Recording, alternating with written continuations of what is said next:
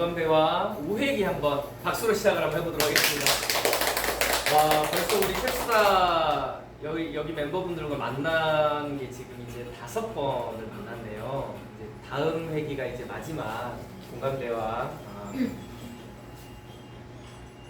수업이 남아있는데 오늘은 5회기 시작하면서 이제 잠시 숙제 점검도 하겠지만 이 세 줄의 의미를 잠깐 좀 살펴보고 한번 시작을 해보려고 해요. 이게 언젠가 봤던 글귀거든요. 근데 되게 좋은 것 같아요. 약간. 우리가 너무 이런 시시비비를 가리느라고 너무 정신없이 사는데 사실 아름다운 들판이 있는데 정작 중요한 건 놓치고 산다는 약간 그런 느낌. 어떠셨어요? 저도 같은 생각인데요. 아름다운 걸 보지 못하고 우리가 숲을 보지 못하고 나무만 보는 그런 느낌이 들었어요. 저도 이거를 처음 만났을 때 어떤 생각을 했었냐면 우리가 너무 어렸을 때부터 성장해서 어른이 되기까지 옳고 그름의 시비 이게 너무 매여서 산다. 곰곰이 삶을 살다 보면 옳고 그름이 어디가 있어요. 누군가한테는 옳은 게 누군가한테는 그르게 작용이 되고 또 누군가한테 그르다라고 외치지만 또 누군가한테는 전혀 문제가 되지 않은 그런 것들이 너무 많은데 여기서 말하는 아름다운 들판은 온전한 성숙을 이야기하지 않는가 하는 생각이 들어요. 우리가 왜 어른이 되어서도 아이하고 엄마랑 아이하고 아빠랑 예를 들어 부부 사이에도 싸우는 이유가 뭐예요? 결국 그 싸움의 중심은 자신의 욕구가 상대방에게 관철되지 않거나 자기가 어렸을 때부터 살아온 관념이 상대방의 생활 습관과 맞지 않았을 때 자기의 소리를 낼 때 결국은 부딪힘이 일어나잖아요. 청소를 깨끗하게 하는 게 좋죠. 근데 안 한다고 문제가 될까요? 아침에 일어나서 이렇게 청소를 하면 어쩌면 놀랍도록 어제 아침과 똑같은 상황이 연출이 되는 거예요. 머리카락도 똑같이 있고 털도 똑같이 있는 거예요. 근데 초코 입장에서는 아침에 청소를 하든 안 하든 똑같은 거예요. 누구 입장에서 이게 문제가 되는가를 오늘 조금 더 주의 깊게 살펴보면서 한번 오해기 진행을 해보도록 하겠습니다. 자, 사회의 과제 한번 점검을 해보도록 할게요. 과제를 내드릴 때마다 우리 멤버분들이 가슴이 무거워진다라고 하면서 말씀을 하시는데 이거를 좀 더 쉽게 한번 볼게요. 자, 우리는 어찌 되었건 지난 4회기 동안 공감에 대한 한 단계 한 단계의 접근을 한번 해보았습니다. 있는 그대로를 본다는 게 어떤 건지, 그리고 느낌이라는 게 어떻게 감정을 표현해야 되는지, 그리고 감정의 뿌리가 무엇인지, 그리고 우리가 어찌되었건 이런 세 단계를 거치는 것은 행동 선택에 있어서 어떠한 선택을 할 것인지의 그 궁극적인 키를 자기가 가지고 있어요. 우리는 상황에 따라서 타인에 따라서 내 말과 행동이 달라질 수밖에 없다라는 입장을 많이 취합니다. 삶을 살다 보면 야, 너가 나한테 그렇게 말하는데 내가 너한테 어떻게 좋은 말을 하냐? 상황이 이렇게 되는데 내가 어떻게 친절하게 대해? 이런 말들 많이 하잖아요. 그런데 상황이나 상대방 타인은 나에게 일정 부분 촉매제 역할은 될 수 있지만 근본적인 내 삶의 선택을 좌지우지할 수는 없습니다. 촉매제 역할밖에 안 해요. 근데 그 촉매제가 나하고 맞아 떨어지면 내가 불을 붙는 거예요. 그래서 이제 교육 현장에서 이렇게 이해를 한번 드려줍니다. 라이터로 불을 지필 때 우리 불쏘시개로 철사를 가지고 와서 붙여요? 종이를 가지고 와서 붙여요? 종이죠. 라이터라는 상황은 절대 변하지 않아. 그런데 내가 종이면 100% 불이 탑니다. 근데 내가 철사면 어때요? 아무리 불을 붙여도 불이 안 붙어요. 그래서 촉매제 역할을 아무리 주변에서 하더라도 내가 주체적인 선택 속에서 그것을 수용하지 않거나 받아들일 준비가 안 돼 있으면 아무 의미가 없다는 거예요. 있는 그대로 언어를 쓰는 게 쉽습니까? 어렵습니까? 왜 어려운지 아세요? 숱하게 우리는 평가 속에 살았거든요. 너무나 다양한 숫자 속에 살았거든요. 지금도 우리 아이들 어때요? 숫자로, 또 우리 사랑하는 남편 숫자로 판단하지 않아요? 그리고 우리가 사는 공간도 숫자로. 차는 몇 cc, 집은 몇 평, 우리 아이는 몇 등, 우리 남편은 연봉 얼마. 우리는 그렇게 많은 다양한 숫자 속에 사는데 그게 나쁜 걸까요? 좋은 걸까요? 옳고 그름은 없다. 대신 그것이 우리에게 어떠한 의미를 주는지를 잘 파악할 필요가 있다는 거예요. 자, 있는 그대로 본다라는 것은 말 그대로 그냥 있는 그대로 보는 거예요. 있는 그대로. 두 번째, 사람은 감정의 동물입니다. 구피지를 가지고 있어요. 그래서 다양한 형태의 감정들을 표현하는데 우리 의외로 감정 표현 많이 잘 못합니다.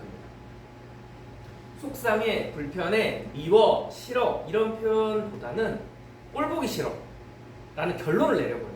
하지 마 라고 제지를 시켜버립니다. 왜 그걸 하지 않아야 되는지 구체적인 설명이나 그 상태에서 내 감정을 이야기하는 것은 숙달이 되지 않았어요. 왜? 우리는 어렸을 때부터 그렇게 성장해왔기 때문에.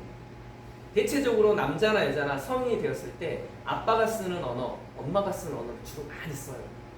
물론 이제 성인이 된 이후에는 사회생활이나 친구들과도 만나면서 이제 언어를 쓰지만 일체적으로 초등학교 시절에 성인이 쓰는 욕의 거의 80%를 배운다고 하잖아요. 그래서 욕은 어른들보다 애들이 훨씬 잘해요.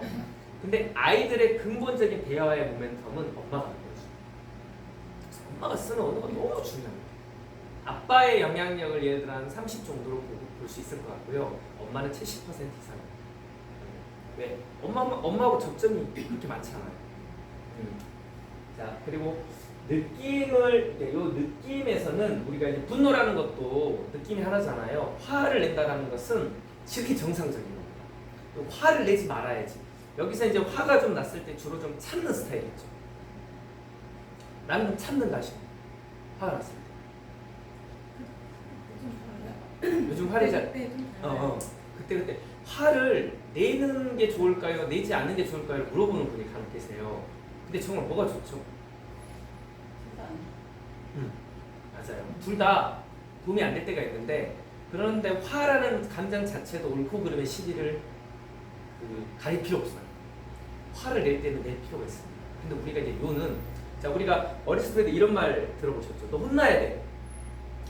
혼을 내는 행위는 괜찮아요. 그런데 우리는 꼭 아이들한테 혼을 낸다라는 건 이 아이의 영혼을 흔들어 깨운다라는 말이에요. 잘못된 방향이나 사회적으로 그랬던 행위를 했을 때 바로 잡아주려는 어른의 가르침이 혼을 낸다라는 거거든요. 그런데 아이들한테 혼을 안 내요. 엄마나 아빠가 뭐를 내요? 성질을 내요. 엄마나 아빠가 가지고 있는 그 상황 자체의 분노를 아이한테 그대로 터뜨려 버리는 거예요. 혼을 내는 것은 내가 지금 명확하게 언성이 높아지고 있구나, 내가 이 감정이 있구나 알아차리는 게 혼을 낼 수 있는 거예요.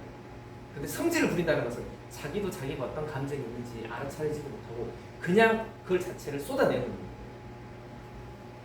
그래서 이제 그 뿌리가 욕구라는 거. 욕구는 다양합니다만 어떤 사람의 욕구도 아름답지 않은 욕구가 없다는 말이 있습니다. 아이가 TV를 8시까지만 보기로 했는데 8시 30분까지 봐요. 근데 아이는 어때요? 그 보는 행위 자체가 즐겁거든요. 근데 엄마는 어때요? 빨리 씻고 양치하고 자야 되는데 또 내일이 있는데 근데 아이는 내일을 이야기해요? 아이는 내일 이야기 잘 안 합니다. 아이는 지금이 중요해요. 왜? 내일은 누가 또 움직이는 거지. 근데 이제 어른들은 경험치가 있기 때문에 내일을 대비해야 돼. 우리가 그리고 또 그 많은 고사성어 중에 유비무환 철저히 지키려고 하잖아요. 그래서 현재를 온전히 못 살아요. 그런 안타까움이 있어요. 그래서 이제 여기가 그 사이에서 이제 나는 어떻게 요거를 해결할까? 요 말을 할 때 제가 이제 그거 말씀드렸죠. 구체적으로 긍정적으로 이해하는 말, 상대방이 어떻게 했으면 좋겠다라는 것을 명확하게 알 수 있게끔 구체적으로 부탁을 하거나 그리고 요청을 할 때는 부정성은 제거하고 긍정적인 부분을 가는다. 뇌 구조상으로 부정도 에너지 패턴이고 긍정도 에너지 패턴이에요. 데이비드 호킨스 박사의 의식혁명이라는 책을 혹시 우리 독서 모임에서 다룬 적 있나요? 차후 혹시 내년에라도 시간이 된다면 한번 데이비드 호킨스 박사의 의식혁명이라는 책을 한번 정도 의견을 좀 나누시면 좋을 것 같은데 에너지는 똑같은 힘이에요. 대신 이게 어떤 형태로 구현되느냐에 따라서 상대방에게 전달되는 게 다르죠. 파워도 힘이고 폴스도 힘인데 우리가 왜 파괴적인 힘을 대체적으로 다 폴스라고 하잖아요. 아미 폴스, 육군. 그것은 이 군대는 지키려고 하는 에너지도 있지만 결국은 뭐예요? 지키는 것만이 능사가 아니잖아요. 선제 공격, 결국 공격하는 데도 의도가 있거든요. 긍정적으로 해라라는 이야기가 있습니다. 그래서 술 먹지 마보다는 횟수를 조절하거나 일주일에 한 번 정도 어때 지각하지 마 보다는 10분 정도 일찍 나오는 건 어떨까? 우리가 코칭의 질문하고 경청에 대해서도 이야기할 때 사람들은 항상 그 행위 자체를 일단 비난을 먼저 하고 싶고 굉장히 강합니다. 근데 아이들은 어떤 행위를 했을 때 자기가 그 행위에 대해서 엄마가 이렇게 행동했을 때 내가 분명 엄마를 화나게 할 거야 라는 생각을 하고 할 가능성이 많을까요? 그냥 할까요? 그냥 하는 경우가 많아요. 근데 엄마는 거기에 어때요? 저 녀석이 엄마를 화내게 하려고 일부러 저러는구나 라고 판단하는 겁니다. 그래서 일단 그 행동에 대해서 비난을 날리고 난 다음에 교정을 하고 싶어 해요. 근데 아이들 입장에서는 그냥 하는 것 뿐이라는 사실. 물론 이제 조금 그거 아세요? 그 성격 심리적으로 굉장히 조금 다차원적으로 이런 심리를 파악하는 사람들은 우리가 보통 그 인성검사 같은 거 할 때 그 결과치를 예견해서 아예 설문을 작성을 하는 거죠. 그래서 나중에 그게 결국 그 사람을 알아차릴 수가 없게 만들어요. 요즘은 그 정도로 이제 이건 일종의 부분 똑똑하다라기보다는 어때요? 영악스러움을 발견하는 그런 경우도 없지 않죠. 그래서 이제 그 프로세스 말씀드렸죠. 제가 한 말 어떻게 들으셨나요? 제 말을 듣고 어떻게 느끼셨나요? 방금 제가 한 말을 구체적인 항목에 대해서 어떻게 생각하세요? 상대방의 의견을 물어보는 거예요. 상대방이 내가 있는 그대로를 이야기하고 감정을 이야기하고 내가 중요한 게 이거라고 요구를 이야기했는데 앞으로 이렇게! 라고 해서 결론을 지는 게 아니라 나의 이런 말들을 너는 어떻게 생각하느냐 정도는 한 번 정도 물어볼 필요가 있다 라고 요청하기는 이와 같은 요령을 해야 된다고 말씀드렸습니다. 그래서 우리가 여기에 첫 번째 시간에 이렇게 말씀드렸죠. 관점, 감정, 욕구 발견, 요청. 자, 욕구 발견을 했을 때 요청 요 사이에 이제 릴리즈가 들어가는 겁니다. 릴리즈. 그래서 제가 빅터 프랭클 박사님이 죽음의 수용소라는 책에서 자극과 반응 사이에 공간이 분명히 존재한다고 하는데 이 공간의 텀이 얼마나 되느냐. 즉각 반응하는 것도 나쁘진 않은데요. 즉각 반응한다라는 것은 어때요? 내가 내면에서 뭔가 처리할 수 있는 시간 자체가 없습니다. 그래서 자꾸 이 텀을 자꾸 늘려가는 형태의 연습이 필요하다는 거죠. 그래서 제가 지금까지 1단계부터 4단계까지의 대화의 흐름을 한번 쭉 말씀을 드려봤어요. 오늘은 이 4단계 패턴을 일상생활 속에서 어떻게 적용했는지에 대한 의견을 좀 나누고 경청에 대한 이야기를 한번 가보도록 할게요. 자, 어느 분이 먼저 한번 시작을 해볼까요? 4단계를 다 적용하지 않아도 괜찮아요. 대화의 궁극의 목표는 내가 자유로워지는 거예요. 이것을 통해서 남들과 잘 말하는 게 아니라 결국은 이 공감대화법은요, 나의 내면과 소통하는 방법입니다. 내가 이 상황에서 이런 관점을 갖고 있구나. 그 관점을 갖고 있는 나를 발견하면 가벼워집니다. 내 감정을 발견하면 나를 다독일 수 있어요. 그리고 이 감정이 어디서부터 시작되는지 그 욕구를 파악하면 내가 이걸 정말 원했구나. 그리고 나서 상대방하고 어떻게 하면 하모니 내지는 내가 원하는 것을 스스로 절충할 수 있는 그 방향성이 구체적인 요청 내지는 부탁이 되는 거거든요. 그래서 어떤 경험치를 이야기해도 괜찮아요. 꼭 4단계를 이랬을 때요. 이렇게 해서 이런 욕구가 있었는데 이렇게 말했어요. 라고 하는 것도 좋지만 그거를 분리해서 제가 상황을 예전에는 이런 상황이 나왔을 때는 그냥 화를 불어냈었는데 있는 그대로 보는 힘이 생겨서 이렇게 말했네요. 이런 것도 괜찮다. 저는 제가 예전에 이제 아이한테 강사님 말씀해 주신 것처럼 혼을 낸 게 아니라 좀 짜증을 많이 냈던 것 같아요. 뭔가 정리가 잘 안 돼 있거나 숙제를 안 하거나 그런 태도 이런 것들에 대해서 이렇게 좀 왜 뭘 하면 안 되는지 설명하기보다는 너 또 이랬어? 약간 이런 식으로 엄마가 몇 번을 얘기해야 돼? 엄마가 도대체 너한테 얼마큼 설명해줘야 네가 할 수 있겠어? 이런 식으로 해서 그러다가 저도 모르게 막 짜증으로 이제 넘어가고 많이 그랬었는데 지금 좀 수업을 들어서 그런가 좀 바뀐 게 이제 그런 상황들이 있으면 제가 좀 설명을 하고 있더라고요. 숙제 같은 걸 안 해가면 수영아 너 숙제 안 해가본 적이 없으니까 왜냐면 제가 했으니까 근데 만약에 안 해가면 너 기분이 어떨 것 같아? 그런 상황이 오면 어떨 것 같아? 괜찮을 것 같아? 그러니까 싫다는 거예요. 그런 상황을 안 하고 싶어. 그래 그러면은 숙제를 해야 되는데 그럼 할래 이러더라고. 생각보다 되게 어리고 참 대화가 잘 안 될 거라 생각해서 화로 좀 많이 했던 것 같은데 이렇게 풀어서 얘기해 주니까 또 잘 알아듣더라고요. 그런 부분에서 훌륭합니다. 상황을 있는 그대로 이야기해주고 그런 상황이 생겼을 때 어떤 감정을 추측하고 얘기하고 아이와 그것을 대화를 통해서 풀어나갔다는 것은 아주 훌륭한 변화라고 생각합니다. 박수 한번 드리세요. 자, 다음 분 어느 분 해주실까요?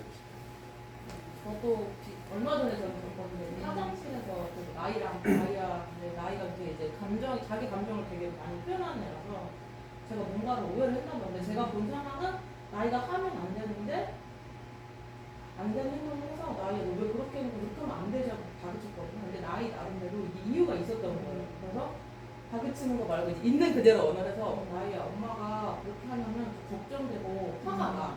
왜냐면 너무 다칠 것 같거든. 근데 엄마 나는 사실 도연이를 위해서 이렇게 해주려고 했던 건데 엄마가 오해를 했어. 그래서 그 자리에 제가 바로 그래 그럼 엄마가 오해했다면 정말 미안해.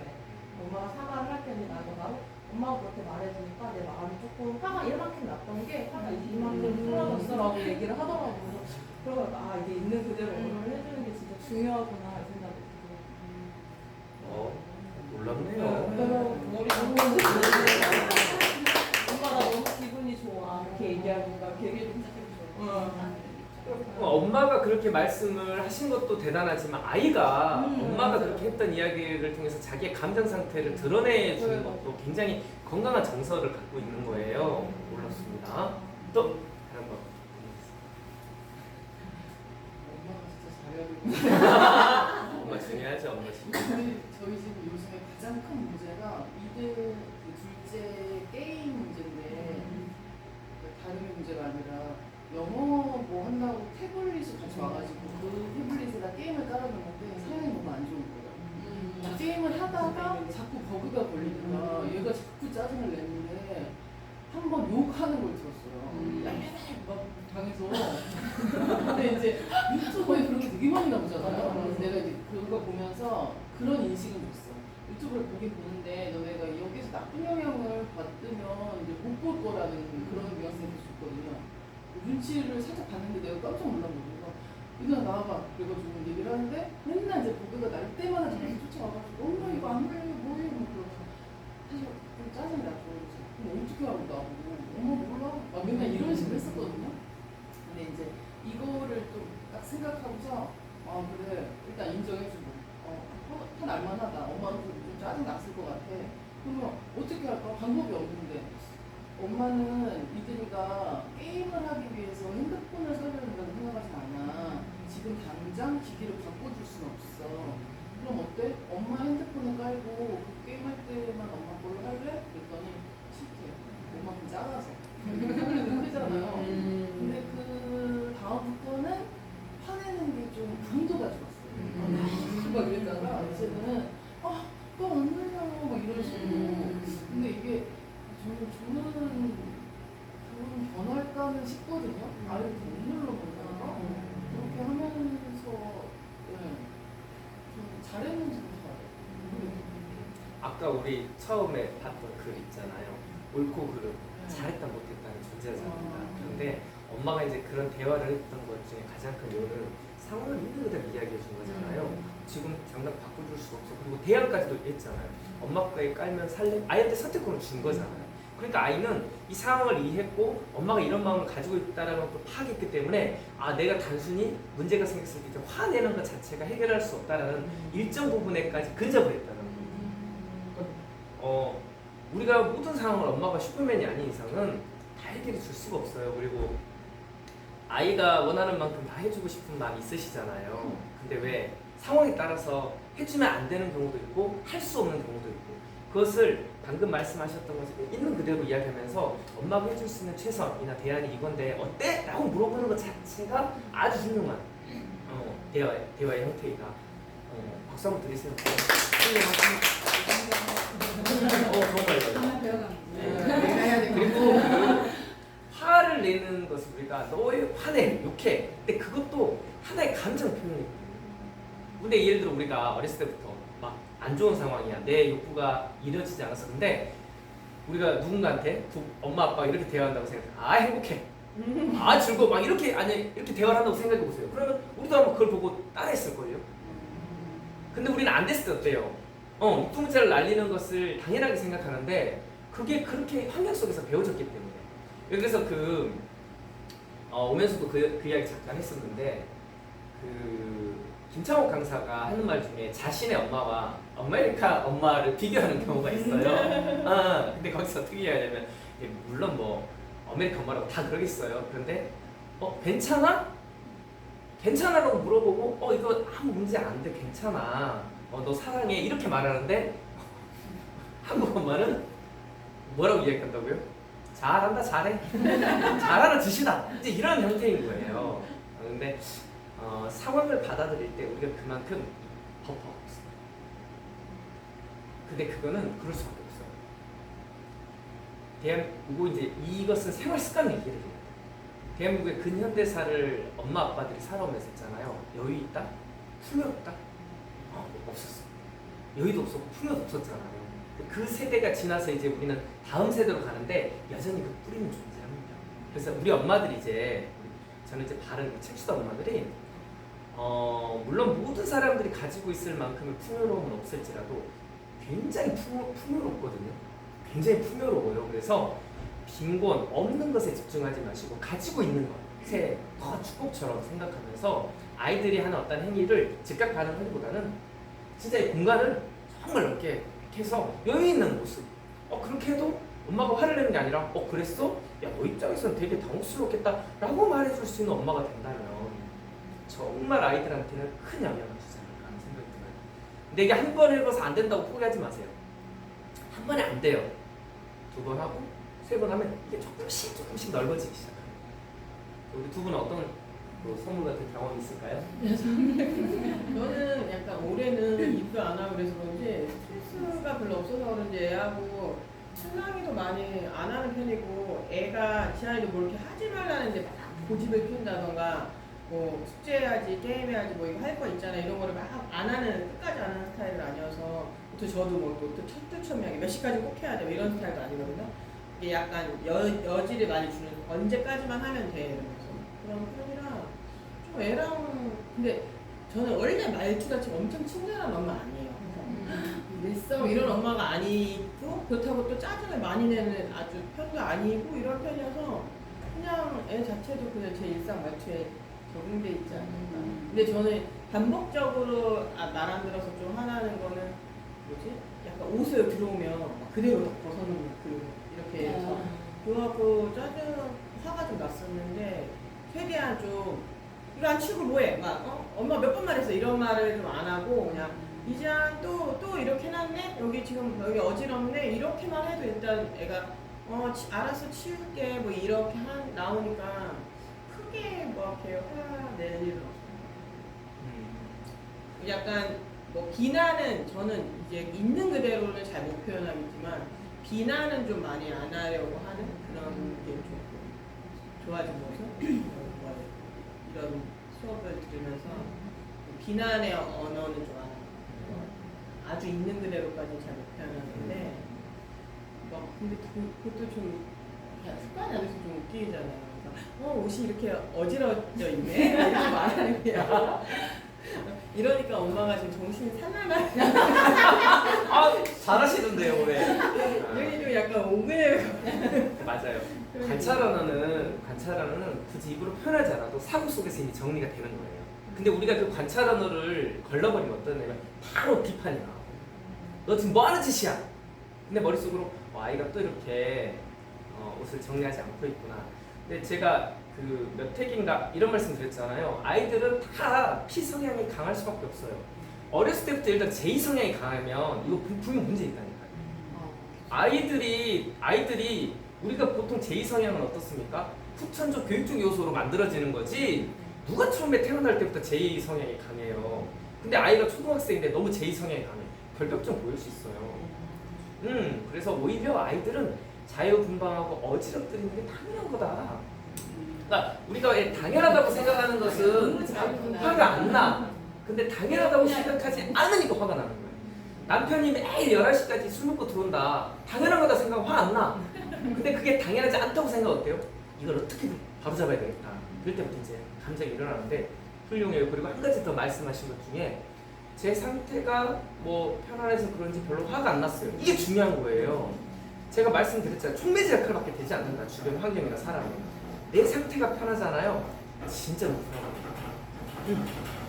아무 문제가 되지 않는다.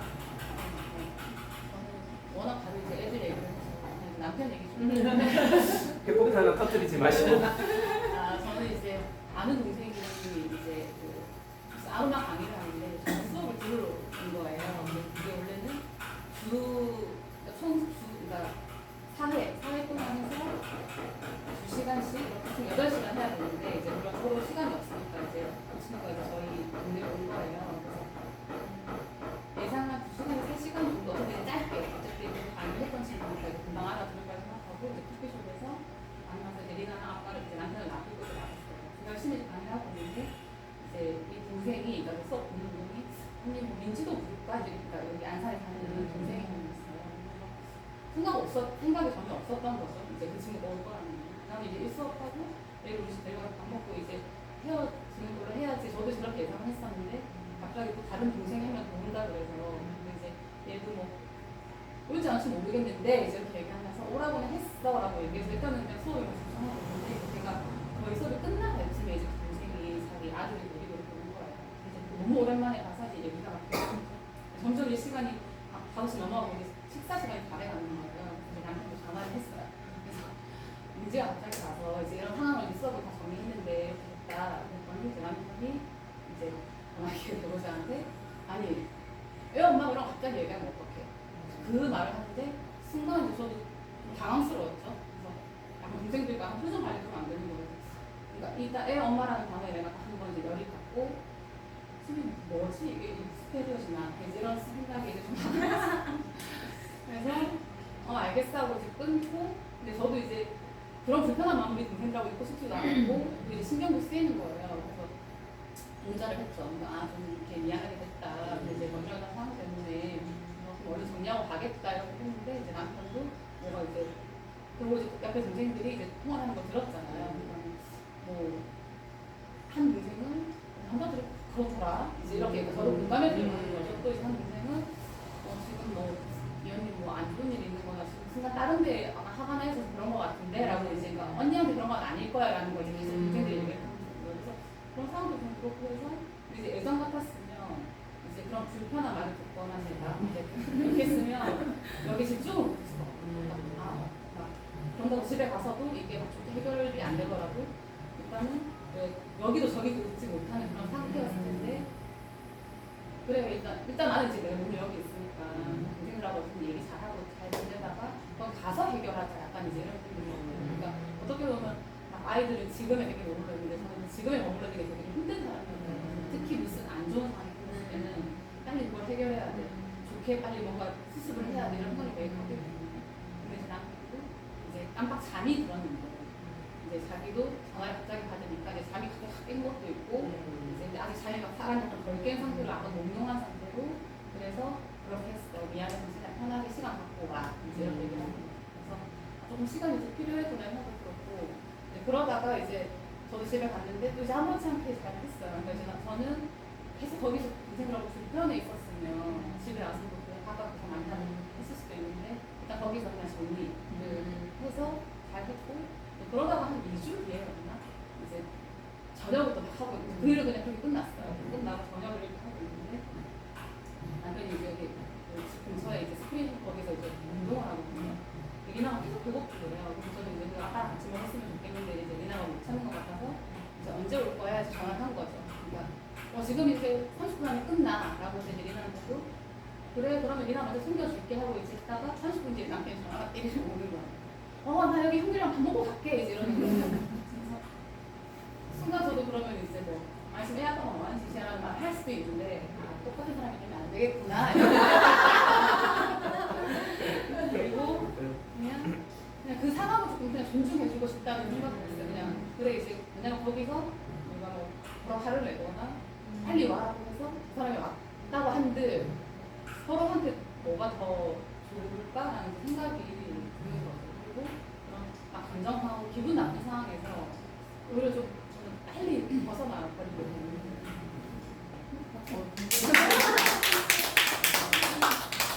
그럼 뭐 첫 번째 상황이 우리 아까 그 제가 수님한테 그런 얘기를 말씀드렸잖아요. 피드백의 속도가 빛의 속도가 돼요. 이 공감대가 자꾸 하다 보면 내가 왜 그때 그런 말 했을까? 그 감정 상태를 빨리 살피고 그때 이렇게 말했던 것보다 이렇게 좀 했으면 좋았었을 텐데 이 공간을 순간 놓쳐버리는 경우가 있어요. 막 잠을 자다가 아무 생각 없이 했는데 갑자기 늦게 온대. 그러면 얘 밥을 챙겨줘야 되고 또 어떻게 해야 되지? 순간 벙찌는 그 상황으로.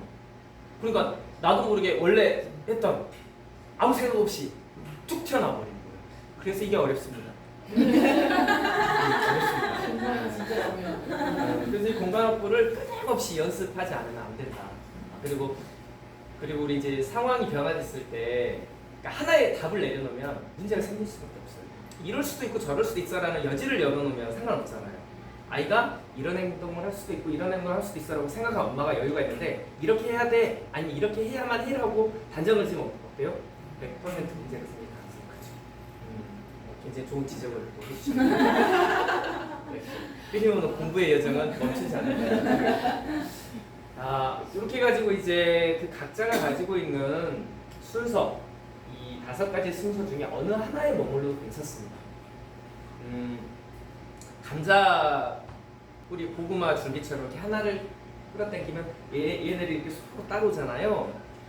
공감대화의 이 5가지 단계도 어느 하나만 잘 잡고 있으면요 나머지 거는 앞뒤로 퍼즐이 맞춰져요. 그리고 내가 배운 대로 하지 못했거나 의도한 대로 대화가 나오지 않더라도 가장 중요한 건 I'm mistake 인정하고 I'm sorry 사과하는 거. 요거 해주면 대화가 생각보다 어렵지 않아요. 근데 부부니까 엄마니까 아빠니까 그냥 말하지 않아도 알겠지 아니에요. 쌓이면 그게 나중에 다시 또 다른 걸로 이렇게 돌아옵니다. 그래서 엄마가 그랬어 해서 미안해라고 하니까 아이가 바로 거기에 대해서 감정 해소가 되거든요. 이거 굉장히 앞으로도 그러한 부분에 대해서 꼭 기억을 해주시면 좋으실 거라 생각이 듭니다. 자, 이제 5회기를 한번 진행해 볼게요. 5회기는 자, 대학 5단계 트레이닝하고 경청에 대한 이야기를 좀 한번 들려드리고 싶어요. 잘 듣는 것으로 마음을 얻을 수 있다고. 잘 듣는 것만으로도 마음을 얻을 수 있다고. 근데 일상생활 속에서 잘 듣는 거 생각보다 쉽습니까? 어렵습니까? 생각보다 쉽지 않아요. 그래서 우리가 마음에 다다르는 게임을 한번 해볼게요. 자, 해봤으니까. 그래요. 그게 좋을 것 같아요. 자, 그래요?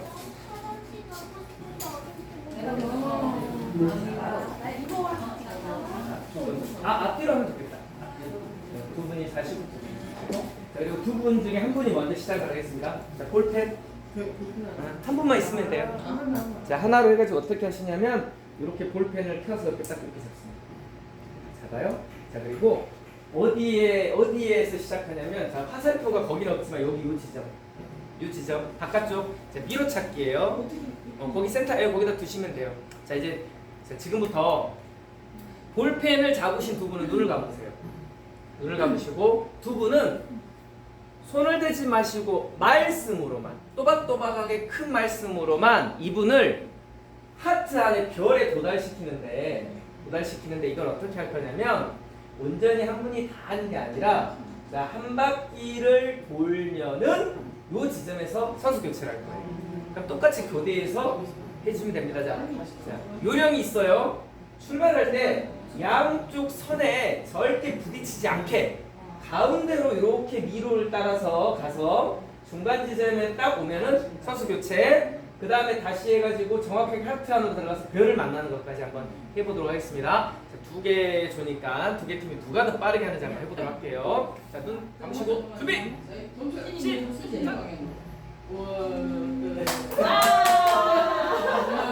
아빠의 차이로 할 거예요. 아빠의 차이야 진짜. 진짜 생각보다 어렵네요. 잘 듣네. 설명을 못해서 맨날. 미로찾기 게임 재밌었습니까? 네. 이 게임이 경청 게임이에요. 우리가 이제 보통 지금은 소규모로 하는데 30인, 50인 정도 공간에서 음악을 아주 크게 틀어놓은 상태에서 이 게임을 시작을 해요. 엄청나게 소란스러운데 중요한 거 누구 목소리가 가장 잘 들리느냐 이거예요. 우리는 분명 혼자 말하는 게 아니라 두 분 이상이 말했고 저도 옆에서 자꾸 뭐라고 이야기했어요. 그러니까 말하는 사람이 세 사람 중에서 누구 목소리가 가장 잘 들리느냐. 경청에 대한 이야기를 하면서 우리가 그 경청 잘할 수 있을까? 아 경청 생각도 어렵습니다. 말을 잘하는 것보다 잘 듣는 게 저는 더 어려운 것 같아요. 그래서 이제 이 공감 대화에서 왜 경청이 중요하게 작용할 수밖에 없을까에 대한 이야기를 한번 해볼게요. 자, 이청득심. 되게 좀 재밌게 본 책이에요. 술술술 읽혀서 금방 봤던 책으로 기억을 하는데 이청득심.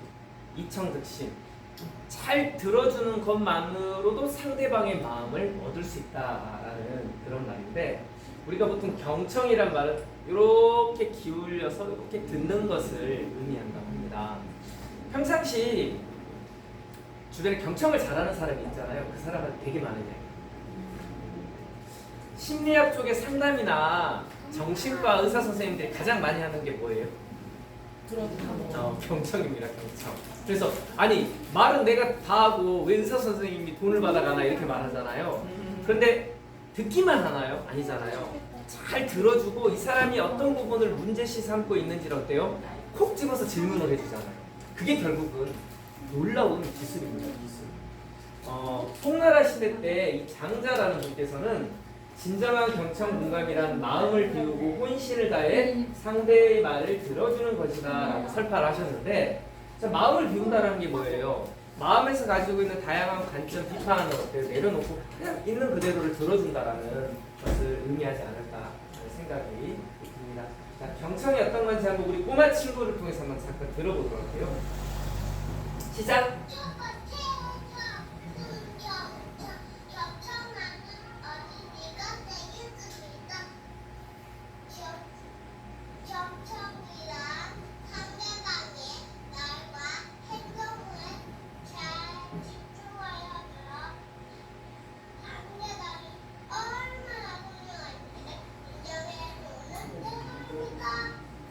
저는 이 영상을 볼 때마다 우리 어렸을 때 경청의 의미를 아는데 이 경청을 온전히 실천하기는 60이 넘어서도 쉽지 않겠다.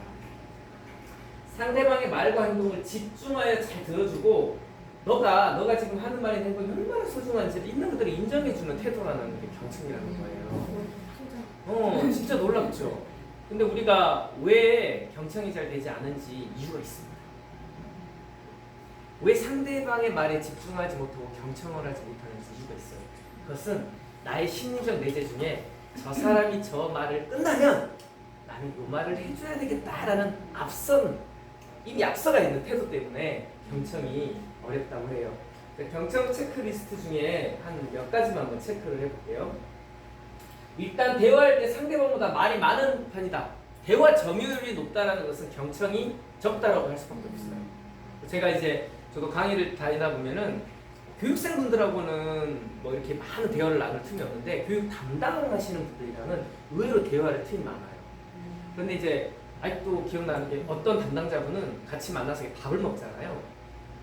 70에서 80%의 대화 점유율을 가지고 있어요. 심지어는 맞장구 쳐질 틈도 안 주고 이야기해요. 그런데 한 번 그랬는데 두 번 만나도 그렇고 세 번 만나도 그렇고 네 번 만나도 그렇고 자꾸 자기 이야기만 하니까 대화라는 것보다는 듣는 것 자체가 어려운 거예요. 그러니까 우리는 사람하고의 대화를 하고 싶은 거 들어주려고 만나는 건 아니잖아요. 또 적당히 해야지. 상대의 말이 잘 이해되지 않으면 대충 추측한다. 이해가 되지 않으면 이 부분은 어떠냐고 물어봐야 되는데 그렇지 않은 상황도 많더라는 거죠. 관심 이해의 대화를 하며 화제를 다른 곳으로 돌린다. 대화를 잘하는 사람들 보면요. 상대방이 어떤 말을 하면 거기에 호기심을 많이 갖습니다. 그랬어? 그 다음 어떻게 됐는데? 이게 어찌 보면은 대화를 이어가는 어떤 공감 화법이니까 한번 살펴봤고요. 왜 경청이 안 되는가? 왜? 말하고자 하는 꼭 크다. 내가 오늘 이런 일이 있었는데 주저리 말하면 어때요? 아, 나 저 얘기 끝나면 이 말이었지? 이렇게 해서 나의 내면의 소리가 결국은 상대방에게 어떤 그 상대방의 말을 집중하게 하기 어렵게 만들더라고요, 사실. 내가 내 안을 비운다라는 것. 장자의 말씀처럼 마음을 비운다라는 것은 이것 자체가 존재하지 않는 거죠. 그 안에 있는 그대로 머물러서 이야기를 들어주는 거니까. 자, 경청에 10가지 원칙이 있어요. 첫 번째, 한번 읽어주세요. 첫 번째, 지금 여기 집중. 두 번째, 세 번째, 네 번째, 다섯 번째, 여섯 번째, 일곱 번째, 여덟 번째, 아홉 번째, 열 번째는 한번 포인트 됩니다. 나머지는 중요하죠. 이거 제가 이제 어떤 책에서 그 문구를 약간 바꿔서 벤치마킹한 건데 여기는 경청으로 바꿨어요. 행동의 제 10가지 원칙. 우리가 행동하지 못하게 하는 많은 것들 있잖아요. 첫 번째, 지금 바로 한다. 두 번째 이상. 그 외에는 중요하지 않다. 그 외에는 중요하지 않다. 지금 여기 집중하는 거. 이것이 가장 중요하죠. 코칭에서 경청을 할 때 3F 경청에 대한 이야기를 많이 합니다. 한 번씩 다 들어보셨죠? 3F 경청. 정확히 듣기, 공감하며 듣기, 흐름을 타면서 니즈를 파악하기. 자, 첫 번째 정확하게 듣기는 핵심 키워드가 뭔지를 듣는 거예요. 자, 여기서 우리의 공감대 첫 번째 단계, 있는 그대로를 듣는 거예요. 사실적인 거죠. 나의 삿된 감정이랑 관념이 들어가지 않고 있는 그대로를 들어주는 거예요. 그리고 두 번째는 그냥 듣는 게 아니라 가만히 들어주는 형태도 침묵 공감이라는 게 있어요. 제가 모 프로그램을 아주 오래전에 참석했을 때 파트너가 등을 대요. 등을 대고 짝꿍이 뒤에 있어요. 뭐 얼굴을 보지 않으니까 말도 하지 않아요. 그냥 짝꿍은 뒤에서 내 등을 기대고 있어요. 내가 그냥 앞을 보고 내 이야기를 하는 거예요. 근데 그것도 엄청나게 마음에 어때요? 진정 효과가 있는 거예요. 공감하며 듣는 것은 마주 보면서 공감의 몇 가지 동작들 있잖아요. 지금 공감하며 듣는 거예요. 눈을 마주치면서 고개를 끄덕끄덕하면서 그때는 맞아 이렇게 말을 해주잖아요. 맞아 이런 것들. 그래서 공감을 해주면 상대방이 하고 싶었던 말보다 더 빠르게 껍질을 벗고 본질에 접근할 수 있는 힘이 있습니다. 자, 흐름을 타면서 니즈를 파악한다는 거예요. 상대방이 왜 저 이야기를 하는지에 대한 맥락, 목적 파악이에요. 그 오래전에 광고 얘기 한 일만 기억나죠? 어머니, 아버지, 할아버지, 할머니의 영상 편지. 아들, 며느리에게 보내는 영상 편지. 며느라 괜찮다. 뒷집 할매는 세탁기 샀다더라. 나는 괜찮다 이라고 얘기하잖아요. 이게 그겁니다. 그 이야기를 따라서 쭉 가다 보면 우리 어머니도 세탁기가 필요하신 거구나. 겉으로는 아니다라고 말하지만 실제로는 필요한 거. 이것은 흐름을 타면서 정확하게 잘 들었을 때만이 니즈 파악이 가능한. 그래서 3F 경청은 코칭에서도 굉장히 중요한 부분이다라고 그렇게 이야기를 하는데요. 이것을 조금 더 일상생활 속에서 한번 접목을 한번 해볼게요. 일상생활 속에서 경청에 4단계가 있습니다. 한번 읽어보시죠. 첫 번째부터 시작. 배우자 경청, 소극적 경청, 적극적 경청, 맥락적 경청. 1번, 2번 같은 경우는 경청이라는 말을 붙이긴 했지만 실제적으로 경청은 3단계, 4단계가 경청의 단계고 1단계, 2단계는 경청인 듯 하지만 경청 아닌 것이라고 하죠. 배우자 경청 어떤 것을 배우자 경청이라고 하냐면 실은 듣지 않습니다. 듣지 않아요. 왜 우리가 드라마에서 간혹 보잖아요. 아내는 설거지를 하거나 청소를 하면서 이불을 개키면서 말을 하고 남편은 어때요? 소파에 누워서나 TV를 보면서 서로 대화를 해요. 근데 꼭 나중에 이런 말을 해요. 말했잖아. 언제 말했어? 이런 거예요. 안 들어요. 그걸 이제 가장 그냥 소개적인 표현해 놓은 거죠. 물론 모든 배우자가 다 그러진 않을 겁니다만 우리 이런 모습 분명히 있을 수 있어요. 자, 두 번째는 소극적 경청입니다. 건성으로 듣는 신용을 하는 거예요. 자, 듣는 척을 하는 거예요. 듣는 척. 자, 그런데 우리가 척한다 할 때 진실이 아니기 때문에 비난받을 행동이라고 생각하잖아요. 그런데 모든 연습은 척부터 시작합니다. 자, 경청이 잘 안 돼요. 듣는 척 한번 해보세요. 노력하는 거잖아요. 왜? 어떤 것도 처음부터 척 아닌 게 없었을걸요. 우리가 무언가를 배워가는 단계를 보면 척! 자, 착한 척! 자주 하면 착해져요. 공부한 척 하면 어때요? 그걸 굉장히 계속 반복하면 진짜 공부가 돼요. 그래서 우리가 척을 결코 이율 배반적인 행위라고까지는 생각할 필요 없어요. 아, 척하는 건 노력하는 거예요. 결국은 노력이 결과를 만들어갑니다. 이제 여기는 이제 경청을 조금 해보려고 노력을 하는구나. 척 한다. 3단계부터는 적극적 경청이에요. 아까 우리 3F 경청에서 공감하면서 듣는 거. 그래? 정말? 야 놀라운데? 야 대단하다. 여자친구가 영등포에 친구를 만나러 갔을 때 영등포에서 우연히 지나가다가 고등학교 동창인 영숙이를 만났어. 그래서 남자친구를 만났는데 이렇게 말해. 영등포에서 영숙이를 만났어. 그런데 남자들은 그때 보통 어떻게 반응해요? 무슨 뭐? 왜? 근데 어때요? 그때 어떻게 해야 돼? 뭐? 영숙이를 만났다고? 이렇게 되는 거예요. 네. 있는 그대로를 따라해주고. 그리고 4단계가 아까 말했던 3F 경청 중에 니즈를 파악하는 거. 나는 괜찮다라고 하지만 필요로 하는구나라를 파악하는 거. 겉으로는 다른 말하는 것 같지만 결국 그 말하는 거. 우리가 사람의 스타일상 직접적으로 말하는 것도 이렇게 빙글빙글 돌리는 사람 있잖아요. 그런 사람들을 말하는 직접적으로 그 본질을 파악할 수 있는 거예요. 그래서 이제 이거를 여기 이제 여자분들만 계시지만 아내가 이렇게 물어봐요. 자기가 오늘 저녁에 부부 모임 있는데 모임에 빨간 원피스를 입은 게 좋을까 흰색 원피스를 입은 게 좋을까? 라고 물어본다면 자, 내가 남편이다 라고는 가정하에 한번 5분 이야기를 들어볼게요. 자, 어떻게 말씀하시겠어요? 당신한테는 흰색이 더 잘 어울리는 것 같은데. 당신한테 흰색이 더 잘 어울리는 것 같은데? 당신은 뭘 입어도 예쁘지만 그 중에 흰색이 더 잘 어울릴 것 같아요. 뭘 입어도 예쁘지만 흰색이 더 잘 어울릴 것 같아. 어떤 모임인데 어떤 모임인데? 부부 모임. 부부 모임 때 이제 아내가 말을 하는 거예요. 자기가 나갈 때 나 무슨 옷 입고 가지? 답이 빨간색 아니면 흰색이 나와요. 그냥 이렇게 말한다면 아내가 이렇게 물어본다. 좀 관심이 보여야 될 것 같아요. 입어봐. 봐줄게라든지. 봐줄게.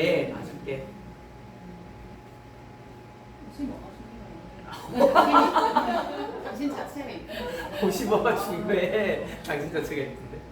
저도 이거 입고 나와봐 더 잘 어울리는 거 골라줄게. 봐줄게. 이번엔 내 남편 스타일이다 회복이. 이거는 내가 남편이라고잖아. 내 남편 스타일. 어떠세요 그러면? 되게 싫어 같아요. 어머나 이거. 아무거나 이거. 골라주는데 물어보면 이게 더 나을 것 같은데 제 마음속에는 이미 다른 게 있어. 그게 정답이 안 오면 제가 싫어요. 아니 이거 다시 한번 봐. 이렇게. 제가 이미 원하는 의도한 바가 거를 있는 거에 대해서 어떠세요? 데리고 와봐 이런 식인데 일단 내 요즘을 예민하게 봐. 뭘 입고 싶어? 이것으로 봤다. 그런 거 같아요. 편이시네요. 어떠세요? 저는 지비가 부러운데. 아직 다 안 입었는데 컷이 어떠세요? 같이 안 입었는데 지금 좋았어. 입지 않았는데. 먹고 가라. 저희 남편도 몰리버도 예쁘지. 그쵸? 약간 되게 좋은 남편이다. 몰리버도 예쁘지. 남편이 제가 이제 남자 입장으로 이걸 본다면 이게 진짜 어려운 질문이에요. 뭘 입고 갈까? 근데 이거를 이제 경청의 단계에 적용을 해보면 이제 이렇게 정리가 됩니다. 배우자 경청. 몰라 아무거나 입고 시간 없어.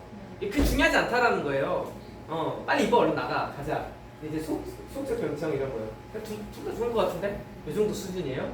근데 적적 경청은 이게 좋은 것 같아. 이렇게 정확하게 말해주는 거예요. 4단계 맥락적 경청이 정말 놀랍습니다. 당신이 왜 그런 질문을 했을까 의도를 파악하는 거예요. 오랜만에 나가는 모임인데 당신 신경 쓰이는구나. 신랑이 힘이 사이야. 그래서 보통 1단계, 2단계에서 많이 머물러요. 1단계, 2단계 머무는데 이 단계를 왜 말씀드리냐면 맥락적 경청이 갖는 힘이 이거구나. 상대방이 하는 질문의 의도를 파악하는 힘을 갖는 거구나. 이제 우리는 배웠잖아요. 배웠으니까 충분히 그 맥락적 경청이 가능하다는 거죠. 아니면 이제 상대방이 맥락적 경청을 이해를 못하면 나의 욕구를 솔직하게 이야기해주면 돼요. 여보 나 오늘 부부 모임 오랜만에 나가는데 좀 걱정이 돼. 나 당신하고 그 스타일을 맞춰야 될 것 같은데 어때? 어떤 게 더 좋은 것 같아? 이렇게 차라리 물어봐 주는 게 오히려 더 저 사람이 어떻게 나오나 보자라고 이렇게 돌려서 이야기하는 것도 그게 더 나을 수도 있어요.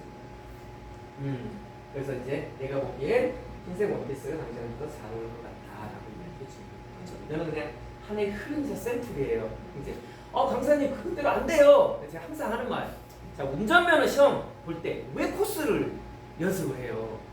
베이직을 배우지 않으면 응용 동작이 안 일어나요. 사람들이 나는 베이직 배우지 않아도 그냥 나는 잘해요. 어느 순간까지는 잘하는데 그 이상을 넘어가지 못하네요. 이게 놀라운 기본의 어떤 그런 기술이라는 생각이 들면서 기본을 잘 배워놓으면 어때요? 무엇이든 다 할 수 있어요. 무엇이든. 자, 그래서 지금부터 요거는 시간 관계상 좀 패스를 할 테니까 요거는 이제 요거 어떤 테스트는 이런 거예요. 우선 관심사나 가장 좋아하는 음식이나 여행 등을 서로 이야기를 해요. 그러고 나서 이제 듣는 사람에게 하나의 메시지를 줘요. 첫 번째, 파트너 이야기를 잘 들어줍니다. 두 번째는 파트너 이야기할 때 딴짓을 좀 한번 해보세요. 자, 세 번째는 문자를 보거나 이야기를 끊거나 건성건성 한번 이야기를 들어보세요. 이랬을 때 이야기하는 사람이 어떠한 느낌을 받는지를 서로 역할을 보내가면서 느껴보게 합니다. 100이면 100 어때요? 말하는 사람 입장에서는 그 불편함을 단박에 합니다. 맨날 기억 이야기하고 있는데 딴짓을 하거나 말을 중간에 잘라버리거나 자기 이야기 해버리고 싫어. 자, 그것을 상대방이 이야기를 들을 때 잘 기억하고 있으라는 거예요. 조금 들어주는 게 상대방한테 얼마나 내 마음의 수준을 전달하는 거야. 말을 막 잘하는 게 아니라 잘 들어주는 것만으로도 상대방이 내 편이 될 수 있겠구나. 그냥 공감대와 시배기를 운영을 할 때 이런 질문을 받은 적이 있어요. 강사님, 부정적인 언어, 듣기 싫은 말, 자꾸 뒷담화를 하는 것도 계속 들어주고 공감해줘야 되나요? 어떻게 하실 거예요? 자꾸 뒷담화를 안 좋은 이야기를 어떻게 하실 거예요? 원리하기도. 첫 번째, 내가 그 에너지를 수용할 수 없으면 멀리하는 게 맞아요. 왜냐면 굳이 그 에너지를 접촉하면 내 에너지가 오염이 돼버리거든요. 근데 내가 에너지가 어느 정도 돼서 상대방의 그것을 내가 커버해 줄 수 있다면 어때요? 자, 여기서 욕구를 파악하는 거예요. 맞장구를 쳐줘야 돼요? 어떻게 해야 돼요? 맞장구 쳐주는 것도 그래 맞아. 그 사람 되게 못됐지 라고 말해주는 것도 있는데 자, 그 사람이 왜 그 말을 했는지 너는 그 사람 조금 더 친절하게 나한테 대해주기를 바랬구나. 야, 너 남편이 이럴 때 이렇게 좀 말을 해주기를 바랬어? 라고 추측하면서 그 추측에 감정을 공감을 끌어내는 방법이 있어요. 말이 제일 싫어하는 사람, 말이 제일 좋아하는 사람.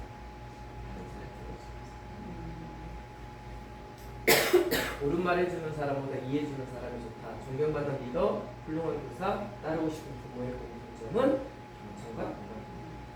이건 수다치게 들어도 너무나 맞는 거예요. 엄마 아빠는 늘 옳은 말만 합니다.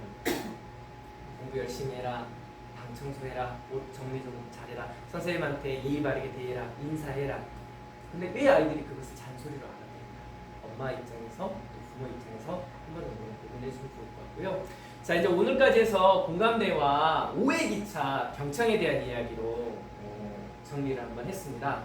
4단계의 프로세스, 중간에 릴리즈 단계까지 포함한 5단계죠. 그리고 경청을 잘했을 때 공감대가 어떻게 흘러가는지 한번 더 숙지를 좀 해주시고 이제 마지막 한 회기차 남을 때는 어떤 숙제를 내드리고 싶냐면 똑같이 한번 대화 속에 관찰을 한번 해보세요. 내가 어떤 대화를 주로 많이 나누는지 한번 해보시고 어떻게 듣고 있는지 한번 내 듣는 태도 한번 살펴주세요. 어떻게 듣고 있는지. 그래서 그 대화를 하면 이렇게 해가지고 6회 마무리는 어떤 부분으로 이제 마무리를 할 거냐면 삶의 가치관에 대한 이야기로 공감대라는 마무리를 할 거예요. 대화의 모멘텀, 그 뿌리가 되는 게 결국 욕구잖아요. 그 욕구는 삶의 가치, 의미로부터 나옵니다. 그래서 그것을 준비할 테니까 또 한 달 동안 열심히 연습하신 후에 다음 달에 뵙도록 하겠습니다. 자, 5회차 수고 많으셨습니다.